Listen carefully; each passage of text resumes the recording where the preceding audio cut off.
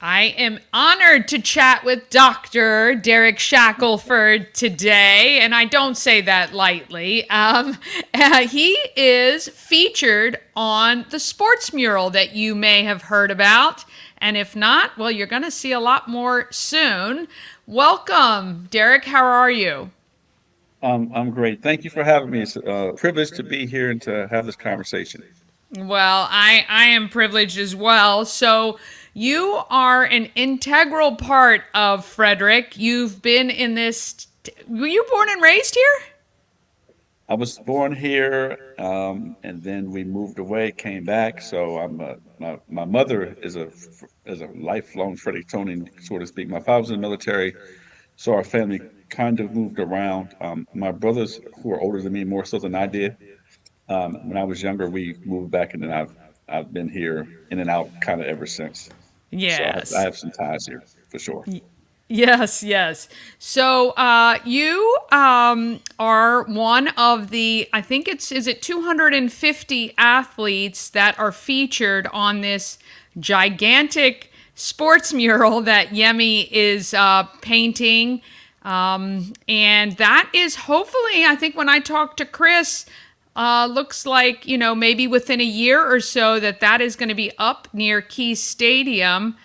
How did you feel when they contacted you to let you know that you were going to be one of the ones featured? Humbled, for sure, because there are so many persons and athletes in Frederick County's history, illustrious, particularly from a sports dynamic, who have paved the way, trailblazed, and done some magnificent things, and actually, put Frederick on the map in regards to not only from nationally but also globally. And so it's an honor and a privilege, just to be included in that number. Yes. And you are being featured for basketball, if I'm correct. Is that right? Correct, basketball. Yes. And when did you play? Well, I played at Walkersville from '86 through '80 varsity. I mean, I matriculated Walkersville '85 through '88, varsity '86 through '88, and then I actually went to UMBC in '89. I redshirted. I came back to Frederick Community College and played from '89 to '91.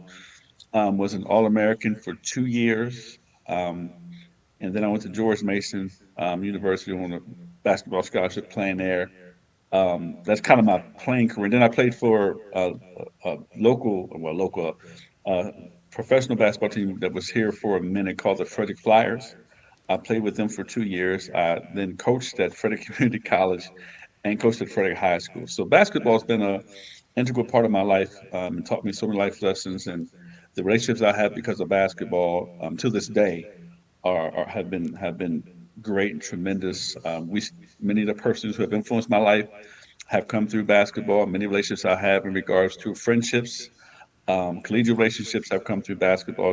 It's taught me so many life lessons, and it's been really an integral part of my life in terms of teaching me so much, about competition, about teamwork, about leadership.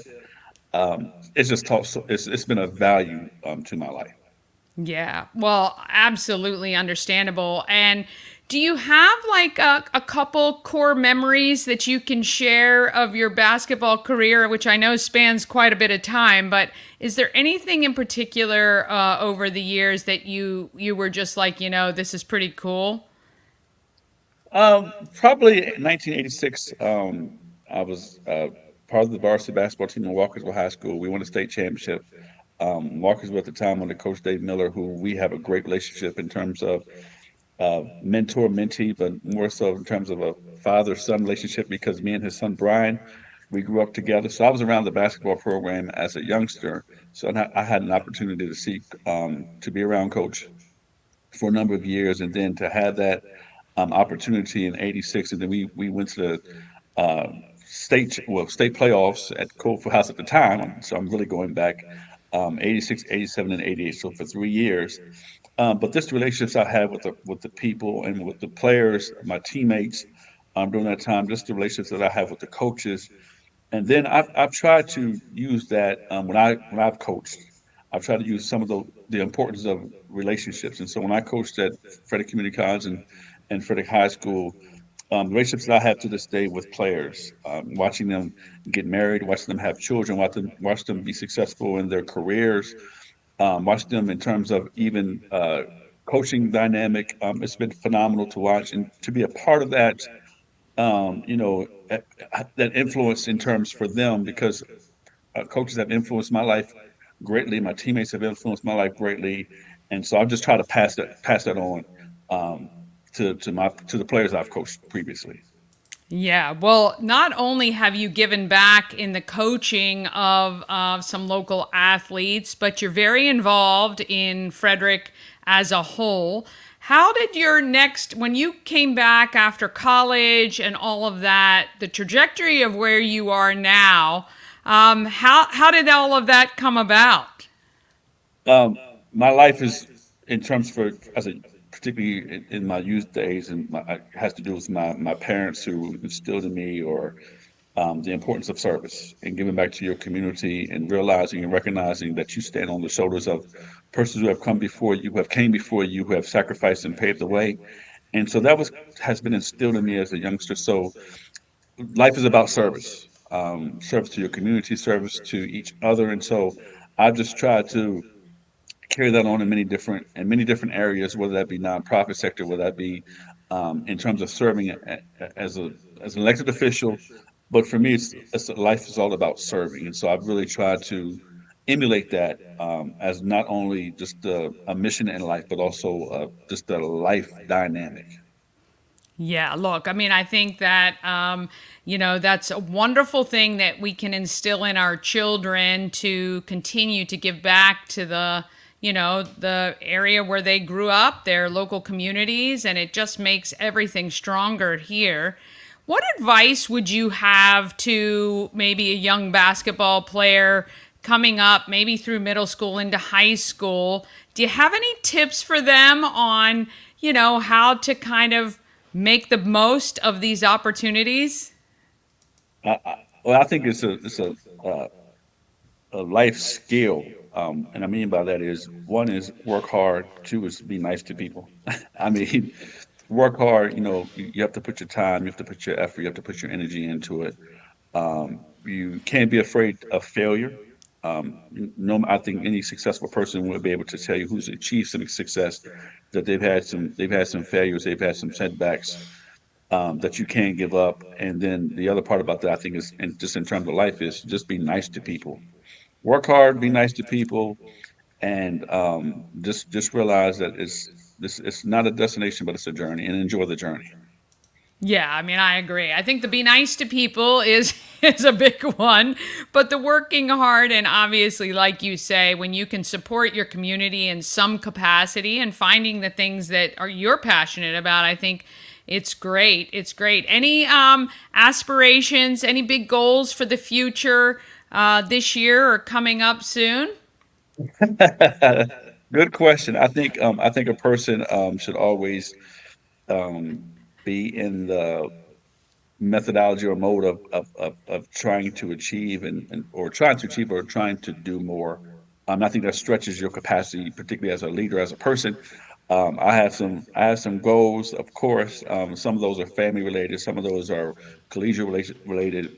Just from the aspect of leadership, I've really tried to study great leaders and those who have led phenomenally well. I've tried to learn from them, and I've also tried to use my own various experiences to be not. I mean, because leadership is about influence, but leading the right way, as we say, leading with there's an old adage that say people don't know how much you want to lead them unless you love them. So you have to love people in order to lead them. And so it's about caring for people. So my goals are continue to lead with integrity, lead with love, and I always say, particularly as a pastor, lead with grace. And so Yeah.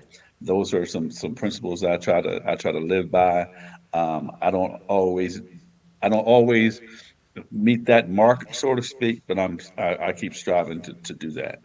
Absolutely. Well, it's always something good to shoot for, right? To be better than you were yesterday. And, I think on the outside, it looks like you're accomplishing that right now.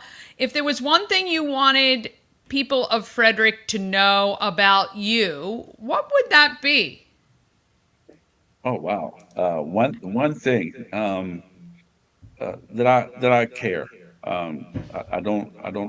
I may people may disagree with me in regards to because when it comes to particular, I'll just use this for example from elected office that people have disagreements in terms of the way that you may vote or some policy that you may be in favor of. But I've always tried to do, and I always want to do what's the right thing.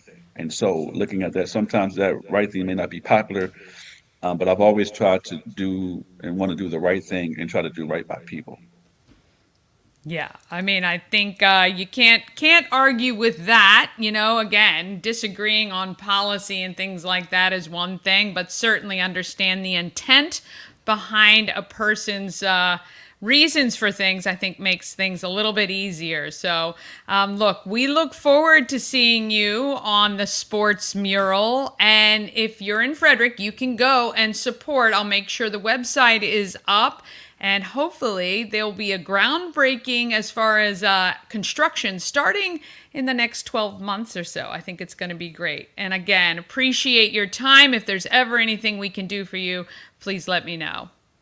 Well, let me add this. I just want to thank you, and I appreciate what you're doing, particularly how you're highlighting individuals in our community. And some persons may not, may not have the opportunity in terms of this kind of platform, but allows persons who are doing some great work, who are making some significant contributions, and though their name may not be in lights, or names may not be in the newspaper, or though their names may not be on the radio or television, but what you're doing is so tremendous, and it's so selfless at the same time because you're giving persons an opportunity to share, to answer questions, and to be introduced to our broader community. So I want to congratulate you and and the best is yet to come, as I always say. So the best is yet to come for you. So I certainly appreciate this opportunity. Oh, I appreciate the kind words. Look, I do. I'm so passionate about giving people a voice and making sure if I can build a platform that they can be on, I am all for it. So thank you so much. I really do appreciate it. Yes, thank you. I appreciate the opportunity.